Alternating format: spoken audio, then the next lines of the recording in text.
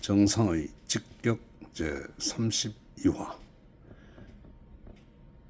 정부의 2026년 세제 개편안 누굴 위한 개편 아닌가?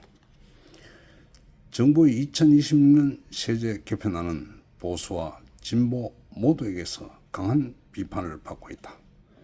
보수는 세금 폭탄이라며 과도한 세부담을 지적했고, 진보는 조세 정의에 미달한다며 그 실효성 부족을 지적하고 있다.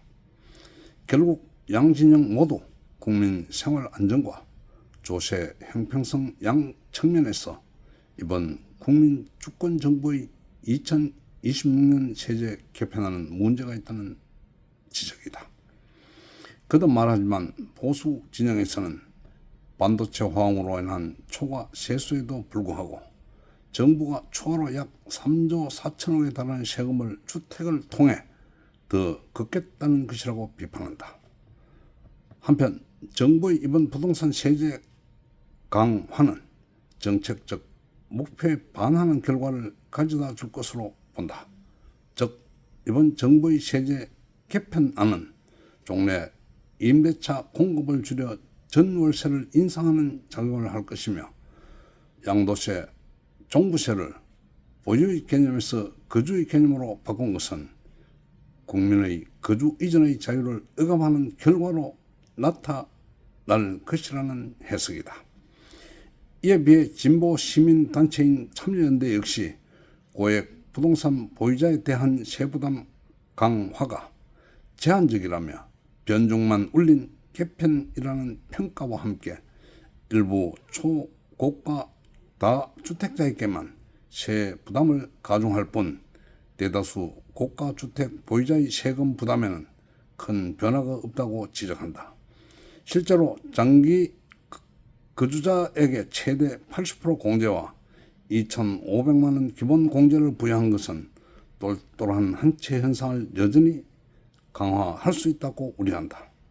이렇듯 이번 세제 개편 중 다주택자 양도세 중과 유예는 버티면 감세된다는 잘못된 신호를 준다고 비판한다. 위에 살핀 것처럼 이번 정부의 2026년 세제 개편안은 보수에게는 과도한 세금 부담을 안기고 진보에게는 불충분한 조세 정의 구현이라는 비판을 동시에 받고 있다. 현행 헌법상 조세의 기본 원칙은 법률에 근거해야 한다는 조세 법률주의와 모든 국민은 공평하게 세금을 부담하도록 하는 조세 평등주의이다.